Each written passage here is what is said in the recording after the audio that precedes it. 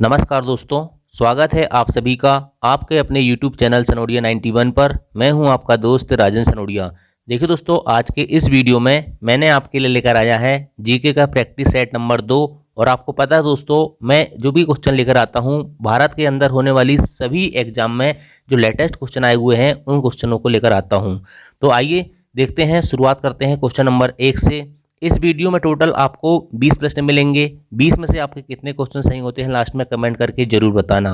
तो आइए शुरुआत करते हैं क्वेश्चन नंबर 1 से। क्वेश्चन नंबर 1 है, लेबनान और इजराइल के बीच कौन सी सीमांकन रेखा है। अब वो जमाना गया दोस्तों जब पूछा जाता था कि भारत और पाकिस्तान के बीच कौन सी रेखा है। ठीक है, ये पुराना हो गया। ये आया हुआ लेटेस्ट क्वेश्चन मैं आपको बता रहा हूँ। ऐसा नहीं है कि अभी सरल क्वेश्चन नहीं आते हैं, सरल क्वेश्चन अभी भी आते हैं, लेकिन अब थोड़ा पैटर्न चेंज हो रहा है। ठीक है, लेबनान और इजराइल के बीच कौन सी सीमांकन रेखा है। 4 ऑप्शन दिए हुए हैं, green line, red line, blue line, yellow line. ठीक है, तो आपको क्या करना है, लास्ट में कमेंट करके बताना है कि आपके कितने क्वेश्चन सही हुए हैं, ताकि समय के साथ आपको ये पता चल सके कि आपकी कितनी तैयारी हो चुकी है और आपको कितनी तैयारी करना अभी बाकी है।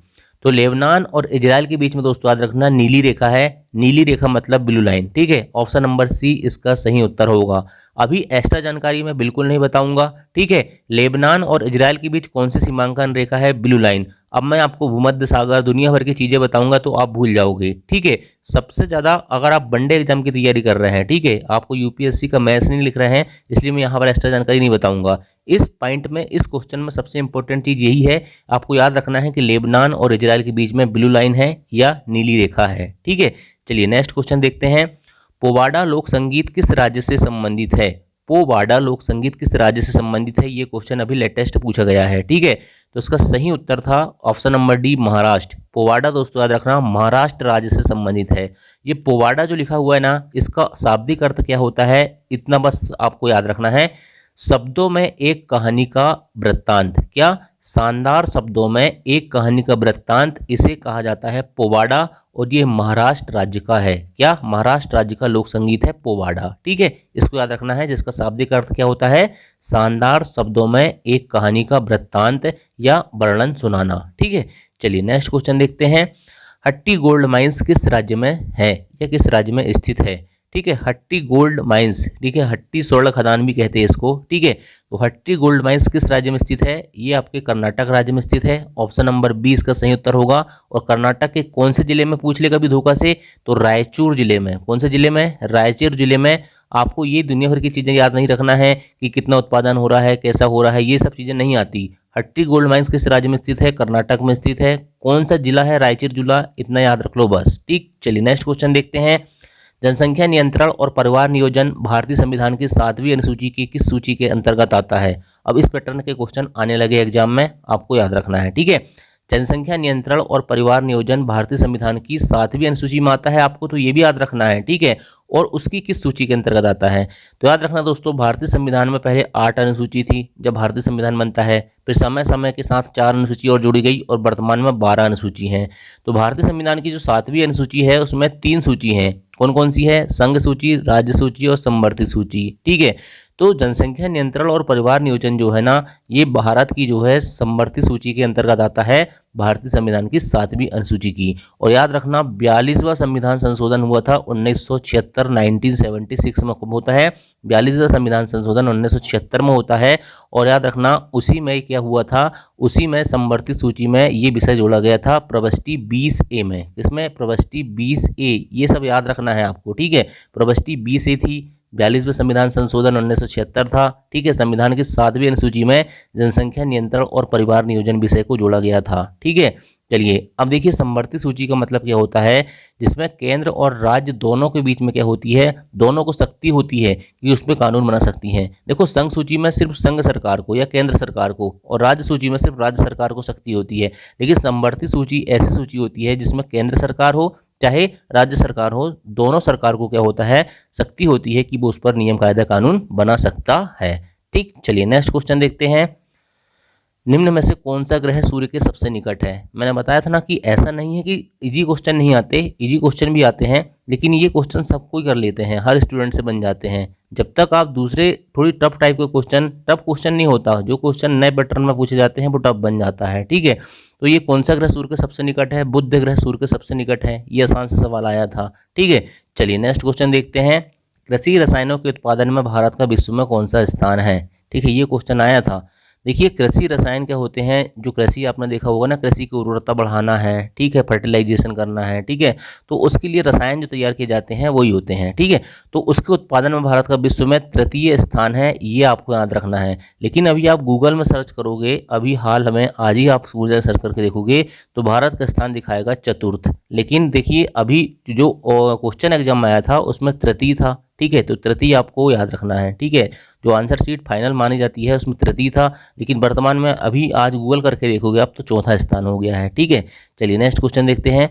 निम्न में से किसने भारत छोड़ो आंदोलन के दौरान करो या मरो का प्रसिद्ध नारा दिया था? ठीक है, तो पहले डायरेक्ट पूछा जाता था कि करो या मरो का नारा किसने दिया था। अब थोड़ा सा घुमा के भारत छोड़ो आंदोलन के दौरान दिया गया था।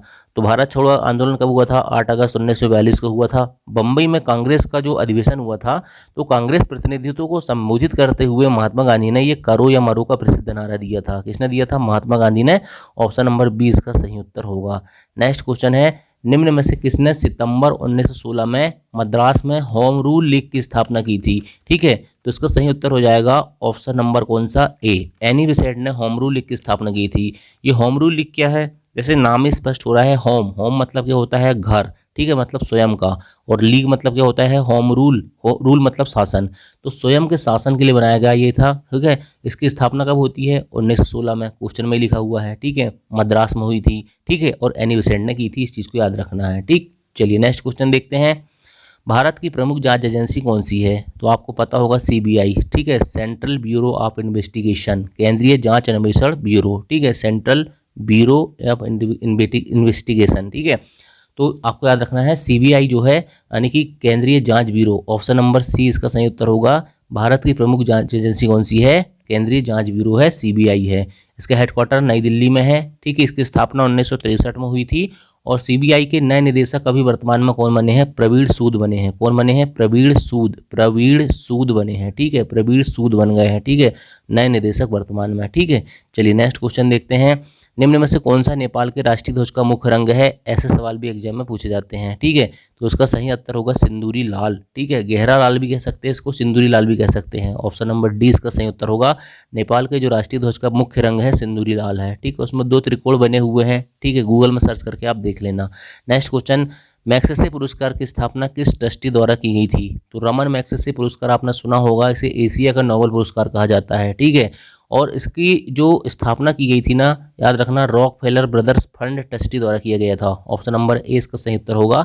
1957 में इसकी स्थापना होती है, ठीक है, 1957 में इसकी स्थापना होती है। कौन करता है? फिलिस्तीन सरकार द्वारा की गई थी। और कहाँ पर? ये न्यूयॉर्क में दिए जाते हैं ये अवार्ड, ठीक है। कौन से? रमन मैग्सेसे पुरस्कार, ठीक, रॉकफेलर ब्रदर्स फंड ट्रस्टी द्वारा इसकी स्थापना की गई थी। नेक्स्ट क्वेश्चन, भूटान की मुद्रा का नाम क्या है? तो नुगुल्ट्रम, ठीक है, गुल्ट्रम इसको कहते हैं, एन साइलेंट रहता है, लेकिन हिंदी में लिखेंगे तो नगुल्ट्रम ही होता है, ठीक है। भूटान की मुद्रा का नाम क्या है? गुल्ट्रम है, ठीक है। अच्छा, भूटान की राजधानी क्या है? थिम्पू है, याद रखना, थिम्पू, ठीक है, थिम्पू, थिम्पू, भूटान की राजधानी का नाम थिम्पू है, ठीक है। चलिए नेक्स्ट क्वेश्चन देखते हैं। प्रधान मध्याह्न रेखा कितने महाद्वीपों से होकर गुजरती है? तो प्रधान मध्याह्न रेखा दोस्तों याद रखना, ये 3 महाद्वीपों से होकर गुजरती है। कौन कौन से? एक तो हो गया आपका एशिया, ठीक है, एक हो गया आपका अफ्रीका, और एक आपको हो गया आपका कौन सा? दक्षिण अमेरिका, ठीक है। एशिया, ए से एशिया, ए से अफ्रीका, और दक्षिण अमेरिका भी याद रखना। अमेरिका याद रखना है ए, 3 ए है, लेकिन यहाँ दक्षिण याद रखना, ठीक है। तो 3 महाद्वीप से गुजरती हैं, एशिया, अफ्रीका और दक्षिण अमेरिका से प्रधान मध्याह्न रेखा, ग्रीनविच रेखा, ठीक है, कितने महाद्वीपों से गुजरती है? 3 महाद्वीपों से होकर गुजरती है। नेक्स्ट क्वेश्चन, म्यांमार की मुद्रा का नाम क्या है? तो म्यांमार की मुद्रा का नाम क्यात है, ठीक है। और इसकी नई राजधानी क्या बन गई है? नायपीडा, क्या बन गई है? नायपीडा, म्यांमार की नई राजधानी बन गई है नायपीडा, ठीक है, नायपीडा, ठीक है। थोड़ा लिखने में दोस्तों प्रॉब्लम हो रही है, ठीक है, संसाधनों की कमी है, लेकिन आपको क्लियर सुनाई दे रहा होगा आवाज़। म्यांमार की मुद्रा का नाम क्या है? क्यात है, और राजधानी क्या है? नायपीडा, ठीक है। चलिए नेक्स्ट क्वेश्चन देखते हैं। Who lives if India dies पुस्तक के लेखक कौन है? तो who lives if India dies पुस्तक के लेखक थे Pandit Jawaharlal Nehru. Who lives if India dies, अगर भारत मर गया तो कौन रहेगा, इसका मतलब हिंदी में मतलब तो ये हो रहा है ना। तो पंडित जवाहरलाल नेहरू पुस्तक के लेखक हैं ये, ठीक है। चलिए, प्रधानमंत्री ग्रामीण आवास योजना को पहले किस नाम से जाना जाता था? तो प्रधानमंत्री ग्रामीण आवास योजना को पहले इंदिरा आवास योजना के नाम से जाना जाता था। इतना ही याद रखना है, ज़्यादा आपको अंदर नहीं घुसना अभी, है ना। चलिए नेक्स्ट क्वेश्चन, निम्न में से किस वैकल्पिक नोबेल पुरस्कार की उपाधि दी गई है? तो राइट लाइवलीहुड पुरस्कार को दोस्तों याद रखना क्या कहा जाता है? वैकल्पिक नोबेल पुरस्कार की उपाधि दी गई है, ठीक है। चलिए नेक्स्ट क्वेश्चन देखते हैं, आईसीसी पुरुष क्रिकेट समिति के वर्तमान अध्यक्ष कौन है? तो ग्रेग बार्कले, ठीक है, ग्रेग नहीं ग्रेग बार्कले है, ठीक है, ग्रेग ये गा है, ठीक है, ग्रेग बार्कले हैं, ठीक है, वर्तमान में अध्यक्ष आईसीसी के। आईसीसी की स्थापना कब होती है? 1909 में होती है, ठीक है। दुबई यानी कि यूएई, संयुक्त अरब अमीरात, दुबई में इसका हेडक्वार्टर मुख्यालय है, ठीक है, इस चीज़ को याद रखना है। नेक्स्ट क्वेश्चन देखते हैं, निम्न में से कौन सी ग्रीन हाउस गैस है? कौन सी ग्रीन हाउस गैस है बताइए? ऑक्सीजन, नाइट्रोजन, कार्बन डाइऑक्साइड या आर्गन? तो निम्न में से कौन सी ग्रीन हाउस गैस है? कार्बन डाइऑक्साइड दोस्तों, CO2 जो है ग्रीन हाउस गैस है, ठीक है। चलिए नेक्स्ट क्वेश्चन है, वायुमंडल में कितने प्रतिशत कार्बन डाइऑक्साइड है? तो 0.03% कार्बन डाइऑक्साइड है। क्वेश्चन आपको कमेंट करके बताना है कि वायुमंडल में सबसे ज़्यादा कौन सी गैस पाई जाती है, ठीक। चलिए नेक्स्ट क्वेश्चन देखते हैं, रक्त के थक्का जमने में कौन सा विटामिन सहायक होता है? इस सवाल का जवाब आपको सही करके बताना है। इस सवाल का सही जवाब क्या होगा? रक्त के थक्का जमने में कौन सा विटामिन सहायक होता है? तो चलिए दोस्तों, आशा करता हूँ आपको वीडियो पसंद आया होगा, सवाल आपको नए कुछ सीखने को मिले होंगे, नया पैटर्न पता चला होगा। वीडियो पसंद आया होगा तो लाइक जरूर करना यार। थैंक यू, जय हिंद, जय भारत।